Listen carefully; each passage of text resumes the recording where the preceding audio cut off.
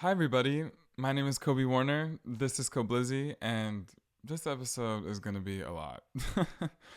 There is much to discuss, so we might as well just get into it. Y'all see the title. Let's start with the song of the week. As per usual, let's just start with something happy, fun, positive, good times. I'm also going to discuss things other than the canceling of Colleen Ballinger this week. The first of two song of the weeks is Padam by Kylie Minogue. I just fucked up her last name. Kylie Minogue. Kylie Minogue. I don't have an Australian accent, so it just doesn't sound right when I say it. But anyway, Padam. I discovered Kylie Minogue through Drag Race. They did I Was Gonna Cancel on, I don't even know who lip synced to that, but I heard that song and I was like, this is good. It says like 2020, 2021 maybe.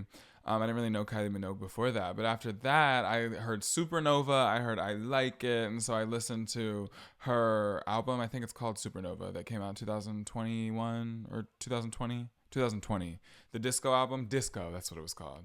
Baby, all I need is just a little bit of your starlight.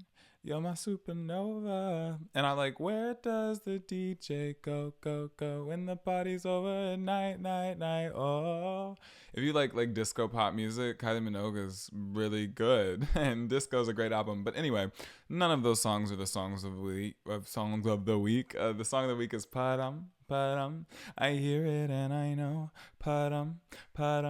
I know you wanna take me home. Padam, and get to know me close. Padam.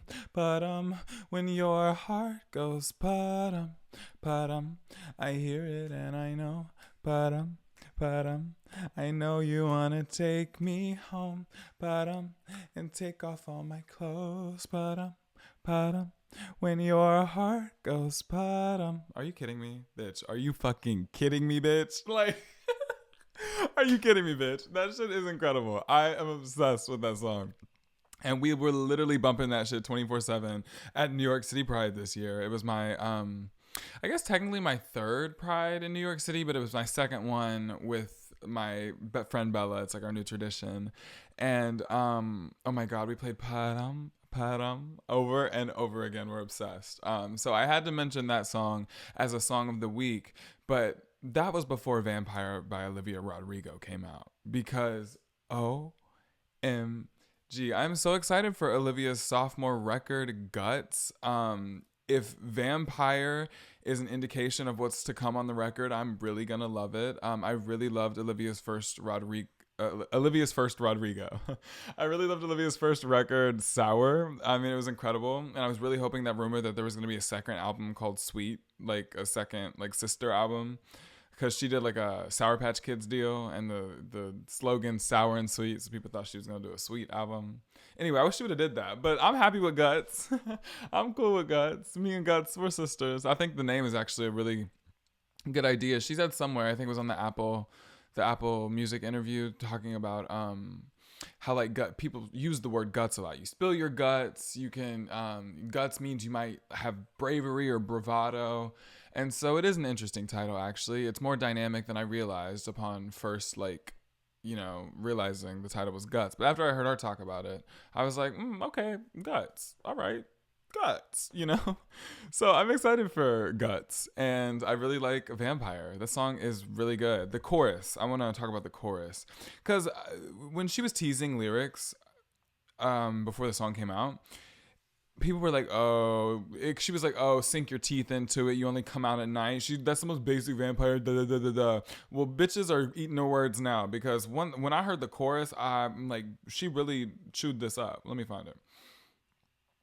'Cause I've made some real big mistakes. You make the worst one look fine. I should have known it was strange. You only come out at night. I used to think I was smart. You made me look so naive. The way you sold me for parts and sunk your teeth into me. Oh, bloodsucker. Fame. Fuck. I actually really don't remember the melody well enough to be singing that song. I know that's always my excuse. I'll sing a song and be like, I don't know the melody, but I really don't remember the end of that. Oh, bloodsucker, fame fucker. She just 8. Like, what? Bleeding me dry like a goddamn vampire. No, no, no, no. This is like, the production's really good too. She made it with Dan Nigro, who actually has made all of her music so far, and a lot of Conan Gray's music too. So Dan's good in my book. I'm like, Dan, you're really doing it every time. So I like this vampire song. That's the song of the week. The songs of the week, Padum, and Vampire, and those band-aids on her neck are so cunty. I love that cover. So we're gonna talk about a couple more things before we get into what you're here for, the TITLE of this episode. New York City Pride. I was so excited to attend New York City Pride with my friend Bella for the second time in a row. But this was my third summer trip to New York City, and something so magical about the city in the summer. There's also something so sweltering about the heat. It is so hot in New York City. I mean, it's hot down south in the summer, but at least we have grass. I'm like, in New York City, it's all concrete, and the heat just like reflects and is absorbed by the concrete. It's just sweltering. But other than that, I love New York City in the summer. Sorry, I thought I just saw a bug over there. You know what happened last time I saw a bug while I was taping this podcast? I screamed for about 3 minutes. Anyway, the New York City heat is sweltering in the summer, but the Pride was so magical this year. It was my favorite one yet. And I don't know, the energy was just great. The vibes were good. The drinks were strong. My ID is 21, so it was like that kind of, new Pride experience. But it was just a lot of fun. And I got to hang out with some Boston friends that, I met a couple years ago that I don't get to see so much anymore. I got to spend a day with some of them. It was just nice. It was a good time. So yeah, I really love New York City Pride this year, and I just wanted to mention that because I definitely did not post an episode because of New York City Pride. I made the episode. I just posted on Friday instead of Monday, but I also didn't tell you that, so I'm sure if you were paying attention, I'm sure you were confused. But anyway, that's why I was at Pride, and I pre-taped an episode, but I just never got it up, and I wasn't gonna kill myself to do it because I was too busy getting lit, So I posted that episode on Friday, and actually it's Tuesday right now. So if I upload this episode today, it'll still be a day late. So I'm already late for next. I'm late all the time. You know what? Good thing I'm not a period, because I be having pregnancy scares all the time, scaring bitches left and right. Work the World. This is also my second time attending Work the World in Atlanta. I went last year for the first time, and it actually was what prompted the start of this podcast. The very first test episode of this podcast was an audio-only episode. The only audio-only episode of this podcast ever. Was episode number 1. It was titled Music, but it was because I went to Work the World the day before, and I really wanted to talk about going to Work the World because I just loved it so much, and Jada Essence Hall made eye contact with me. Oh my God. How about Jada Essence Hall is going to be at a bar in Atlanta in like 2.5 weeks, 3 weeks, and I bought a VIP meet and greet ticket so I can meet her like I met Georges a couple of weeks ago, but then I realized I'm going to be out of town. So I'm sitting here with this VIP ticket to meet Jada Essence Hall, and I'm not even going to be in town to go. Isn't that terrible? But anyway, last summer when I saw Jada Essence Hall at the Work the World, she literally was looking at my eyes. I swear to God, I was in the front row. I swear she was looking at my eyes. And I was like, I have to talk about this. So I literally started this podcast. I started KOBLIZZY. Back then, I think I called it the KOBLIZZY Show. The KOBLIZZY Show. It's too many words. I had to shorten it to KOBLIZZY. But yeah, so it's kind of like almost the 1-year anniversary of this podcast. It's almost been around 1 whole year. And, there is a little bug. How the fuck did I just manifest a bug? This one's little, though, so I'm not going to freak out. Y'all, I don't know. Literally, what I saw a few minutes ago wasn't even a bug, but then just now I thought I saw a bug, and I fucking saw a bug. What the hell? That was... Ooh, I almost fell. I'm glad I didn't. I would have ate shit on camera. That would have been so embarrassing. But anyway, this podcast is almost a year old. That's crazy. I mean, that's truly crazy. And I also got a fan at Work the World. So I love that. Here's the cast. I saw, who did I see? Laganja, Mistress Isabel Brooks, Asia O'Hara, Bosco, Miss Queen Mother Sasha Colby, and Deja. Sky, and Lady Camden. That was the cast. And they were wonderful. And they did this last year too. There's this segment in Work the World where they call some audience members up on stage to lip sync. And usually they're not very good. Last year was really bad. Like, they're usually not very good. But this year, they called up literally my friend Nick and Nick's sister gal friend. And they both do drag. Nick's drag name is Lucky, and the other drag name is Isis, I believe. And I think, wouldn't that be so awkward if I just said it wrong? I think it's Isis. I think it was Isis. That's what they said. I was a little drunk. That's why I don't remember. But anyway, they were so good. They both started doing drag recently, and they have the goods to back it up. Oh my God. And Nick got to lip sync against, Lucky got to lip sync. Is my fan already falling apart? My fans are already falling apart. I'm sitting here talking about Work the World on a podcast. I look down and the fans falling apart. That's some bullshit. I'm gonna have to glue it together. I ain't even done nothing with it yet. I can warp it though.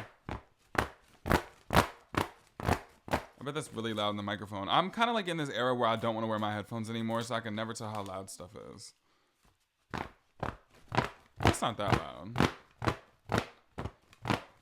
Well, there's a little thwart for you. But anyway, I'm going to throw that fan over there so I don't break it anymore. Yeah, so Lucky and Isis just tore the stage up. Lucky lip-synced against Sasha Colby, and Isis lip-synced against Laganja Estranja. And it was a battle, so Isis and Laganja ended up winning. But oh my God, it was a moment because it was so unexpected for, all of us. And I got to, be out there and video my friend. It was cool. So that was just a really cool thing that happened at Work the World. And the show was really good. They put some money behind them girls this year. And I love that for them. The show last year was great, but the budget this year just feels huge. Real big. So yeah, Work the World was wonderful. And now, without any more ado, there's definitely been some ado, but without any more, we're going to get into the meat and potatoes of this episode. And I must admit that this is something I actually have tried to avoid. It's kind of like the Taylor Swift Maddie Healy controversy. It's like I talk about Taylor Swift all the time, but that was such a mess that I wasn't eager to discuss it. But I ended up having to talk about it because, it transpired the way it did. You couldn't ignore it.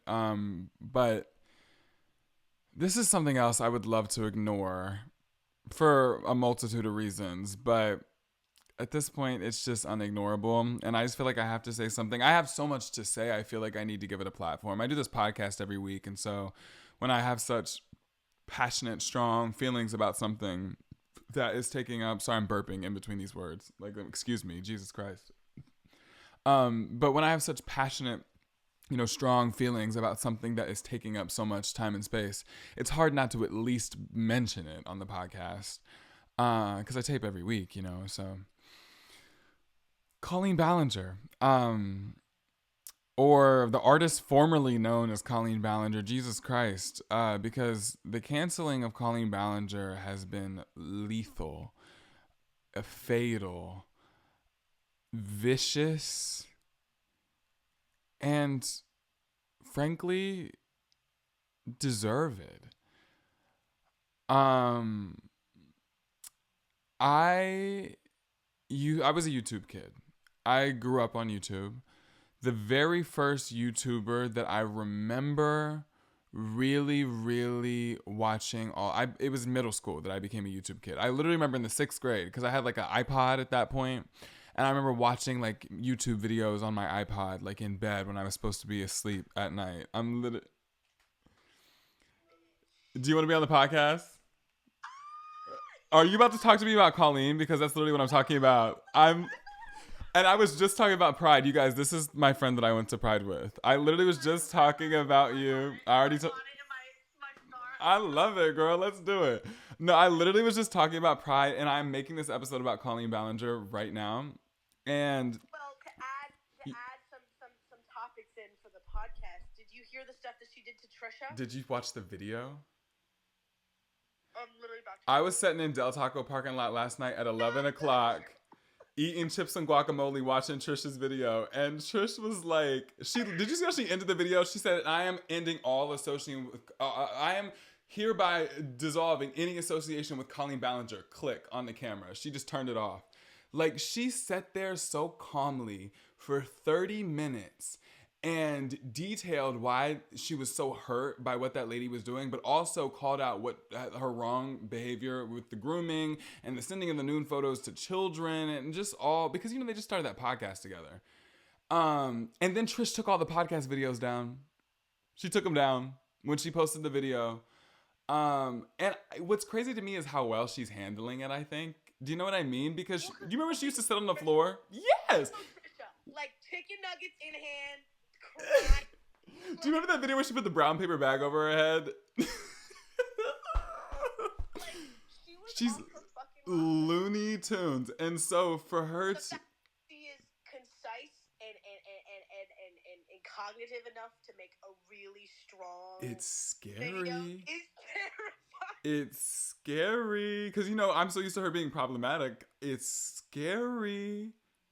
Her, Colleen Ballinger, sending Trisha's nudes and OnlyFans posts to 15-year-olds Is and talking about it. insane. And oh my God. So do you remember her first husband, Josh? Do you remember that she was married first? So I saw this video on Twitter right before I started filming a few minutes ago. Did you see about his song? Did you see this? You did the Want to Want Me? And so there was a guy on Twitter that I just followed the other day who used to work as like Colleen's assistant or something. And he tweeted, he was the one who told her that he was the one who noticed that Josh had plagiarized that song. And he told her about it. And so that night at her show, they were on tour. That night at her show, she handed him her phone and she said, "Record this." And then she winked at him. And then they started playing Want to Want Me by Jason Derulo. And that's the song she ran out to. But what was crazy is she was on her pregnancy tour. She was pregnant with her baby by her new husband, running out to a song shading her ex-husband. Well, she met her new husband on on her Netflix show when her and Josh were still married. And then her and Josh got married 2015, divorced in 2016. And then she was with Eric 2017, married him 2018. And honestly, back then I was still a fan, so I didn't want to believe that anything was going on. But Josh literally was like in comments of his videos saying that she was like there was infidelity. He was suggesting that he was being cheated on. But it actually wasn't with Eric. There was somebody else on the production. There was a producer that she I know, this is crazy. She was vlogging like the making of her TV show, obviously, because she got a TV show. And there was like there was a producing partner or somebody that was like working behind the scenes, not Eric, because Eric's an actor. Right. Yeah, what the fuck? The literal love interest. But anyway, so there was like a producing partner that a lot of fans were concerned because she would like flirt with him on camera, or people perceived their behavior to be flirting on camera. And so I remember that scandal. And so I think Josh thought there was smoke there. And then it ended up being the other guy that she went off with. But I think what I'm just confused by is because I liked her for so many years, like in middle school and stuff. And her whole thing is niceness. And we talked about this the other day. When you build a brand off of kindness, you ain't doing it, because if you do something that's not kind, you're gonna falter. And it's interesting that these kindness bitches like Ellen and the like are always the mean bitches. There's a comment that she made that, like, I don't even know if she was actively saying this. Yeah. But her bony back comment. In the fucking. But can I tell you something? That was intentional. Yes, it was. Because she's always. I will say it's interesting to see her body shame Trisha the way she was, because she has always been that girl that's like, don't talk about people's bodies, this and that. But while simultaneously saying you shouldn't talk about people's bodies, she's always made a point to point out how skinny she is. It's interesting how much she talks about that. I mean, I just watched a vlog. She was like, guys, we saw a beached whale. We saw a beached whale. And it wasn't Trisha Paytas. And it wasn't Trisha And it's like, I saw that on Twitter. I don't even see, I don't know how old that is, but it's like her and Trisha have been making videos off and on since like 2016, Bella. I saw this video on Twitter earlier where Trish was like, oh my gosh, because she was going over to Colleen's house for the very first time. And they gave her the wrong address! Yes! And I am like, and then they're like, oh, ha, ha, ha, Trisha, we would never. Bitch, yes, you did. They literally did that. It's true, and they were really laughing. Like, there's a guy in the background that's Colleen's assistant, Corby, and he's like, ha, ha, ha, that's hilarious. And I'm like, it's not that funny, though. No. Hi, ladies. I've returned. So I was on the phone with Bella for a while, and I'm going to show some of our conversation, as you've probably already, I don't know how I'm going to edit this. I don't know. This episode's just been crazy, because as soon as I got to, am I recording? Oh, yes, I am. As soon as I got to talking about Colleen, Bella calls me to talk about Colleen after I had just talked about going to Pride with Bella. That was just ridiculous. But I had to pause the recording because Bella and I ended up talking forever. It is hours later at this point. But I have to come back and I have to finish taping the episode, and I will splice it together somehow. I really don't know exactly what I'm going to do, but I'll figure it out. Me and Bella were kind of talking about some of the ins and outs of what was going on with Trish, some stuff about Joshua David Evans, who's Colleen's first husband, whom I met. And actually, he used to follow me on Instagram. He followed me back on Instagram. We spoke in the DMs a couple of times. I was a big fan of Josh's. Colleen was obviously more popular than Josh, or maybe it's not obvious to you, but Colleen had been doing YouTube longer. She had a bigger fan base. Josh had been doing YouTube for less time. His fan base was essentially her fan base. That's where I found him, at least. I found Colleen through Miranda, and I found Josh through Colleen, and I ended up being a huge fan of Josh. And he went on this solo tour in 2015, maybe 2014. I think it was 2015, but it could have even been 2014. And it was his very first solo tour, and I went to that, and I went to the meet and greet, and I met him, and I gave him a gift, and I actually gave him a t-shirt that he ended up wearing in vlogs for like years after I met him. He wore this pineapple. It was like this blue shirt that had pineapples all over, and he would wear that shit all the time. It was just so funny to me. I'm glad he liked it. But yeah, I never had any inappropriate correspondence with him. I'm not gonna, embellish the story for the sake of just embellishing it, for the sake of some clout. None of the correspondence was ever inappropriate. He was always very nice to me. He tweeted back at me a couple of times. Like I said, we had maybe a few brief DM conversations, but it was nothing more than like, oh my gosh, I love you so much. You inspire me. And he'd be like, thank you. Appreciate your support. Something like that, It was just nice. But like I said, he did follow me back. He liked a couple of my posts, commented on one or two.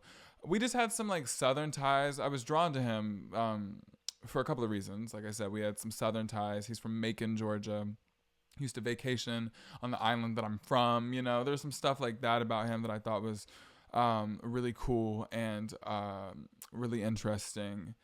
But I also loved him and Colleen's relationship. And in middle school, because this is when I was a fan of them, 2014, 2015, 2016, 2017, 2018 is probably about the time. Like 4 years where I was really watching Colleen and Josh. And, in 2016, Colleen and Josh divorced. And so I guess I was only watching Colleen and Josh for those 2 years.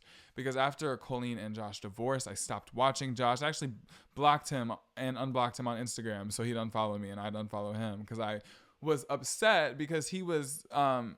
I mentioned in the clip with Bella, if I've shown that already, I mentioned that he was in his YouTube comments suggesting some things about Colleen that were a little less than flattering.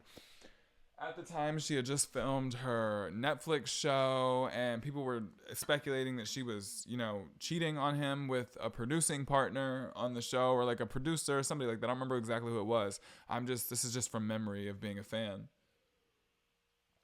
I didn't research this specific part for this episode, but so somebody thought she was having an affair with somebody that was working on the show, and he was like liking comments that were just suggestive and negative about Colleen. And I remember seeing that, and I unsubscribed, and I, unfollowed him and made him unfollow me. I just didn't really have anything to do with Josh anymore after they divorced in 2016. I continued to watch Colleen's videos, though. I stopped watching Miranda pretty early on. Miranda's obviously like a bit. And I watched like the TV show, and I watched her, Jimmy Fallon appearances. Like I'd watch her as Miranda, but I wasn't really watching Miranda's videos like that because, to be honest, she's kind of annoying. She kind of always was. I think the point, but I just didn't really find Miranda entertaining. But I really loved Colleen. I loved the person behind the character. And like I said, I loved her first husband. And so then her and her first husband divorced in 2016. I continued to watch her. She ends up getting with Eric, who was somebody that worked on her Netflix show, but not the person that she was speculated to have had an affair with. Eric played her love interest on the show. He's an actor, and the other guy was not on the show. He's like a producer. And so, yeah, all that happened. And I guess this is just kind of gossip. It's not really relevant to this story. I'm just kind of talking about my experience as a fan right now. And so I continued to watch Colleen's videos through the years, off and on. And then I really stopped watching her main channel videos altogether. And so at this point, I wasn't watching Miranda. I wasn't watching Psycho Soprano. I think she changed the name. I wasn't watching the Colleen Ballinger channel. But I would watch her vlog channel. Her vlog channel is the channel that I've always watched. Even when I didn't watch Miranda, even when I stopped watching her first husband, even when I stopped watching her main personal channel, I would watch her vlog channel. And her vlog channel, I would still occasionally watch her vlogs up until very, very recently. So I've been a fan of Colleen for years, actually, knocking on a decade. In the past couple of years, I've been more of a casual fan because I feel like you kind of age out of her content. Miranda's not for adults. I mean, I guess the jokes are I really don't know who Miranda's for. The jokes are really mature, but the character's kind of something that appeals to children. Beats the fuck out of me, to be honest. I guess it's not technically a children's comedy, but you have to be immature. I'm not here to rank on her comedy. Let me stop being rude. But I actually even saw, my friend Georgia gave me tickets because she couldn't go to see Miranda Sings on tour last year. I'm literally rolling myself. Sorry for making noise. Me and my mom went and saw Colleen's canceled tour last year, which is rumored, to have been formatted about the kid that first came out with accusations against Colleen. His name is Adam. And I'm not really here to even talk about those people. Not that I don't want to get into the specifics of the situation because I truly have not done all of the research to have an incredibly informed opinion on the situation as a whole. So I don't want to speak to specific people and specific people's experiences and names because I can't do that. I've only seen their tweets and, what they've decided to share with us. And so that's not really my responsibility here. And so this is why, if you want to see somebody break down all the drama, there's plenty of videos of people doing that elsewhere. I'm just kind of trying to talk about my experience as a fan watching all of this unfold, but also as a fan who, I was not in Colleenie's Weenies group chat where she was complaining about her divorce to teenagers or asking them if they were virgins. But I felt the parasocial relationship felt real to me too because I had met them a couple of times. I met Josh at his show, like I said, at his solo show. And then in 2016, Colleen and Josh went on tour together. And me and my friends went, and I met Colleen and Josh together. And Josh remembered me, obviously, from meeting me the first time and from following me and stuff. But that was my first time meeting Colleen. I mean, she was nice enough, She wasn't it wasn't the best meet and greet ever. I felt more of a personal connection with Josh, and he was nicer.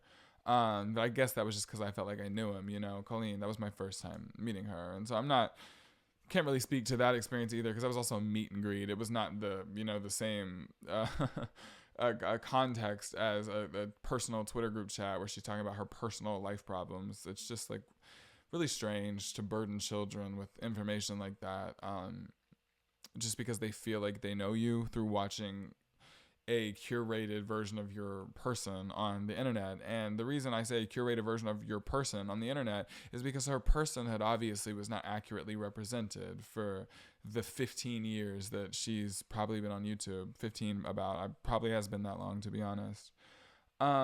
She just seems to be a mean girl. She seems like I grew up in musical theater and she was a musical theater major. She did theater for a long time. And she was homeschooled, so it's interesting that she became a bully out of, maybe she was just a spoiled brat. I don't know what her problem is, but the grooming is bad enough and is enough to, ruin her career forever. And some of it's bad enough to, put her behind bars. There's some criminal shit going on. For example, sending Trisha Paytas' nudes back and forth. If I included that clip of me and Bella talking about that, there you go. The video that Trish made was clear and concise. I'm not going to repeat that part. I'll just include the conversation I had with Bella because that's not truly, imperative to the situation. But that is a part of the canceling of Colleen Ballinger. And I am... the fact that you would send a sex worker's nudes around to make fun of her, and some of those people would be children, and she would have viewing parties of Trisha's sex work. And this is coming from somebody who was a fan turned, payroll employee as an assistant. That's another person. I don't want to speak specifically to his experience. So after I met Colleen and Josh together in 2016, I never, met anybody else again. I met like Matt Slays at Josh's show in 2015. I met Rebecca Zamolo. And it's funny, I actually was looking for the pictures from these meet and greets in my phone. For some reason, I can't find them. They're definitely somewhere. So I'll look them up and I'll put them somewhere if y'all want to see them. But I just don't know where they went. I deleted all my social media accounts like freshman, sophomore year of high school one time. And I just like lost a lot of pictures that weren't on my phone anymore. And so I don't have like the social media posts, but I can find them. Somebody has them somewhere. It's probably on my computer or something, deep in the iCloud. But anyway, I met Matt Slays, took a selfie. I met Josh, took a meet and greet picture. My dad met Josh and took a meet and greet picture. Met Colleen and Josh with some friends from middle school.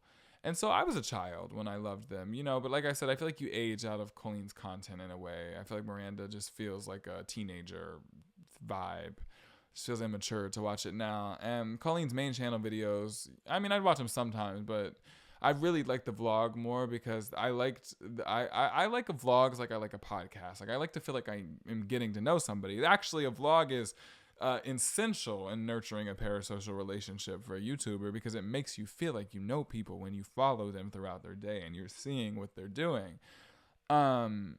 Interestingly enough, the vlog channel is where Colleen uploaded that god-awful ching ching ching ukulele apology ching ching ching ching ching toxic gossip train. Like I watched that video from front to back 2 times and I'm not giving that lady another view, but I had to watch it twice just to make sure I didn't have a fucking trip the first time. I didn't know what the fuck was going on, and I showed it to my mom the second time that I watched it and she was just like, Jesus Christ, I've never seen somebody fumble so badly.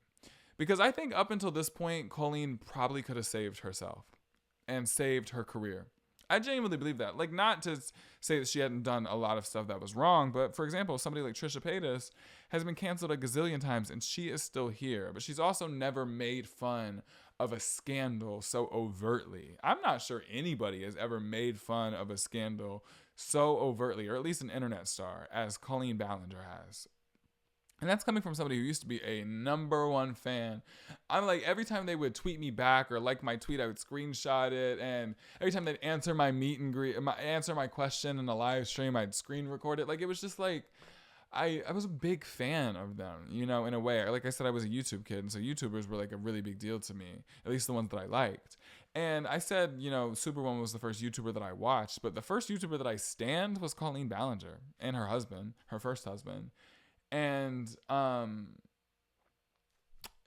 this is really fascinating because not only am I watching one of my past faves getting canceled, but I'm watching one of my past faves be eviscerated. And like I said, deservedly so. It might have been, this level of canceling might have been crazy if she had shown some sort of remorse or acknowledgement for what she did, even though some of that shit is crimes, like sending Trisha Paytas nudes to minors.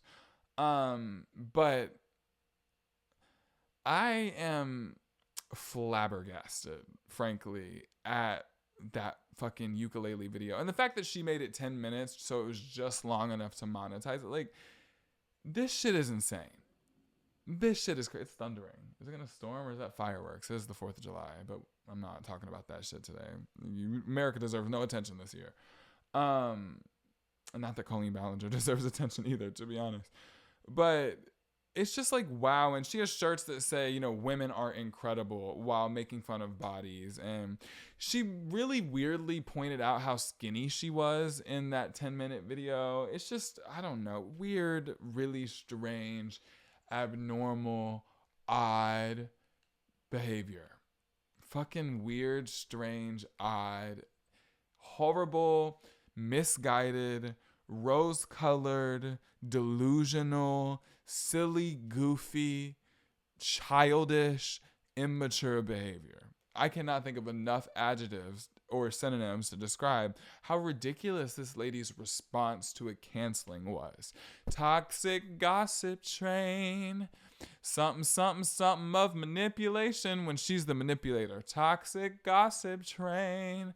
At least you're having fun. Like, you stupid fucking... What the fuck is wrong with you, you dumb doo-doo bitch? Like, I am just gooped by this shit. Like, you're getting accused of grooming children, and she coming out playing a ukulele like a musical theater millennial. Like, please get back in your box. I just cannot, like, what on earth? I guess she didn't actually ever. She actually stayed right inside of her box by playing that ukulele, I guess. But geez, it's just like, she's made songs before, you know, like reading hate comments and shit. And like, we were seated for that. Like, it was funny, but this was just crazy. And unfortunately for her, this has become national news. I mean, major news out. Rolling Stone picked this up, and then, you know, everybody else is picking it up now. This is news because Colleen's not just a YouTube star. She has a Netflix show. She's been on Jimmy Kimmel a couple of times. She's been touring since 2009. I've seen her twice. I saw her husband once, like I said. So I've seen, and she was at the show with her husband, so I've seen her on 2 or 3 times. You know, and she has 3 YouTube channels. She's amassed 23 million subscribers. She's actually built quite a TikTok following. She has over 10 million followers. She is a very popular and seasoned YouTube star. And so when you create something that is ingrained in 2010's culture, like Miranda Sings, you're national news, bitch. Especially when you're accused of grooming children.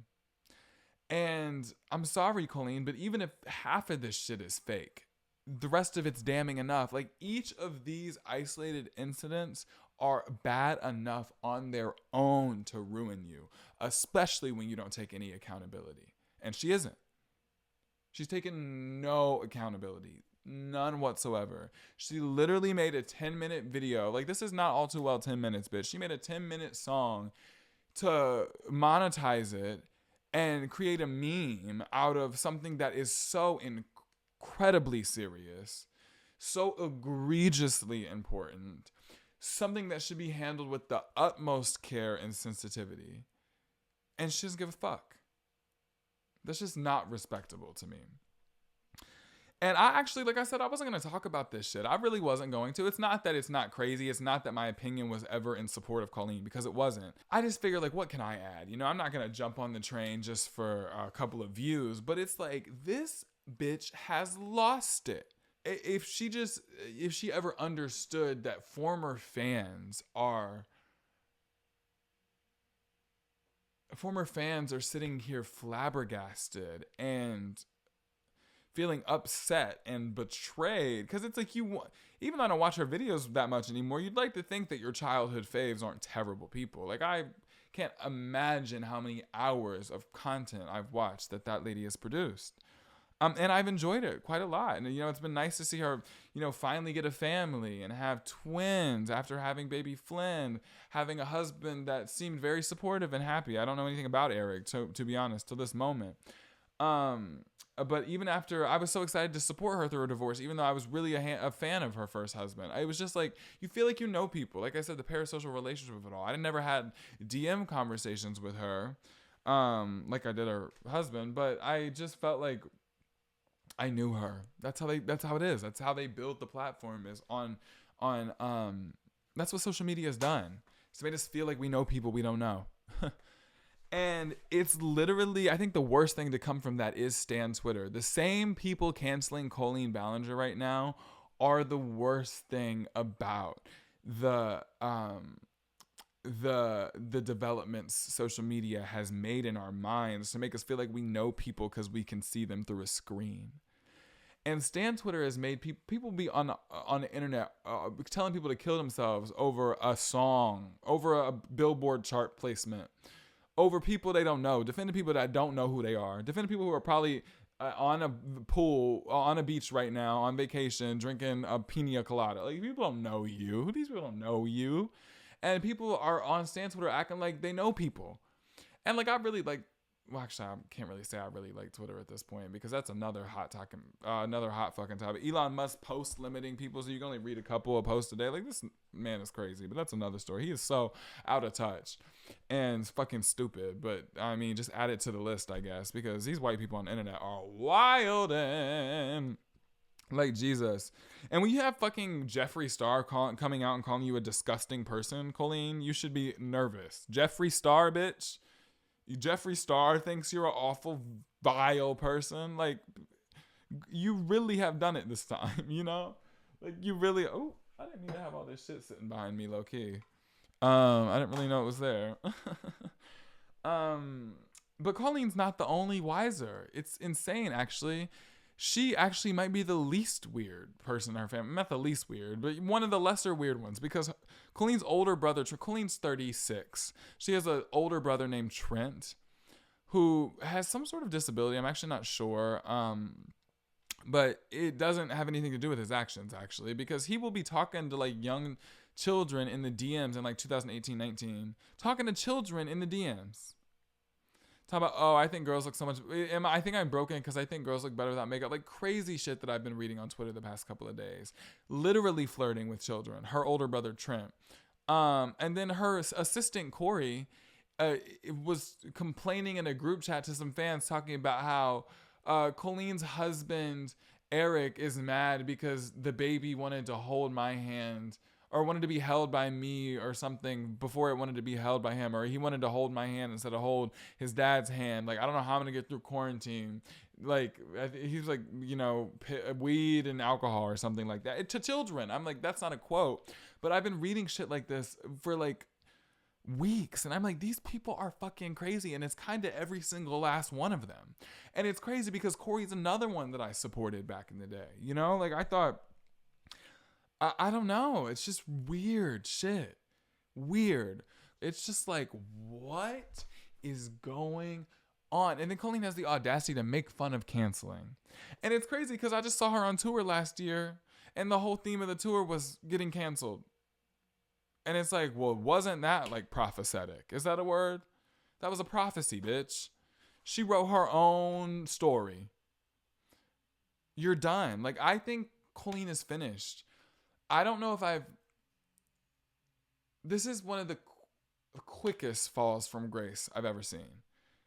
Because she could have kept building her career. She could have, you know, made more characters and done more. She could have got a TV show and she could have been playing every character like Eddie Murphy or something. You know what I mean? Tyler Perry. But she is instead complaining to children about life problems, sending them naked pictures of people she claims to be friends with, lying to those people that she claims to be friends with about sending the naked pictures, comes on the internet, makes a 10-minute song denying literally everything about her while claiming to take accountability, but calling it the toxic gossip train, and I hope you're having fun, or at least you're having fun, or whatever the fuck she said. I'm like, this lady is crazy.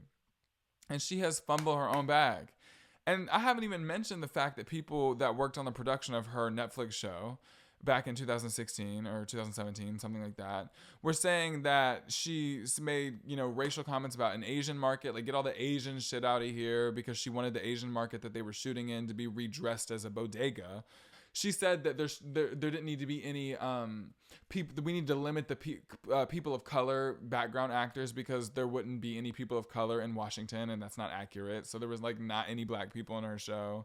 Just like weird shit. And I don't know. There is some stuff I actually do feel like is being taken out of context.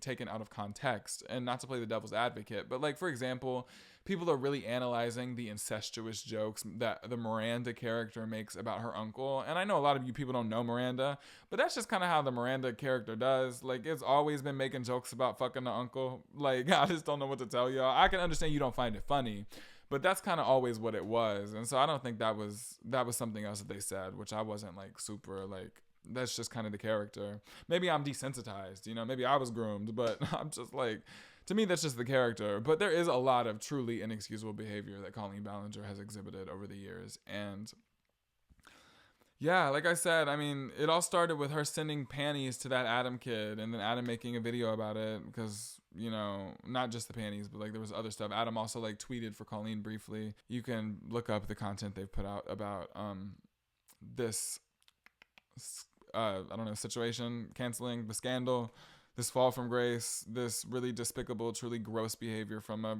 fully grown adult women, and most of it incorporating children, involving children. And I just wanted to mention it on the podcast because I just feel like I had to say something. I wanted to kind of give my opinion, like let you know how I feel about it, because I mean, I know, you know, a lot of you probably don't know me, but the people that do know me, they probably remember my Miranda Sings era. Bitch, I was a stan.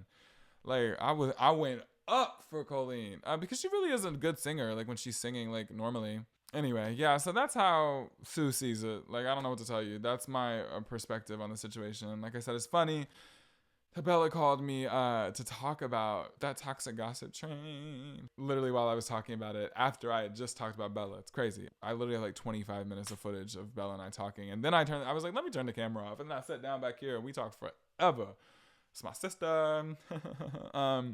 But anyway, the canceling of Colleen Ballinger. It's a doozy, but I think she's done. I really do. But I had a great time at New York Pride last week. My second annual New York Pride with Bella. My third New York summer trip. I love New York City, actually, even though it's sweltering hot. I also loved Work the World, and I love supporting my sister, Nick. So great to see her shine as Lucky on stage, lip syncing with Sasha Colby. The songs of the week were Padam by Kylie Minogue. The other one was Vampire by Olivia Rodrigo. Super excited for Guts. I will see you all next week. Hopefully it will be on time. On time would be Monday, but bitch, I haven't posted on Monday in like 3 weeks. So fingers crossed. But follow me on Instagram at KOBLIZZY. I always post on my Instagram story there when I post. You can follow the podcast on TikTok at KOBLIZZY Show. You can also follow my personal account on TikTok at KOBLIZZY. And you can go to KOBLIZZY.com to see all the places you can listen to this podcast, as well as my modeling portfolio, social media accounts, my personal playlist, an article, write up about me and Voyage ATL, and other things. My music. So yeah, that's me. That's this episode, and that's all. Goodbye.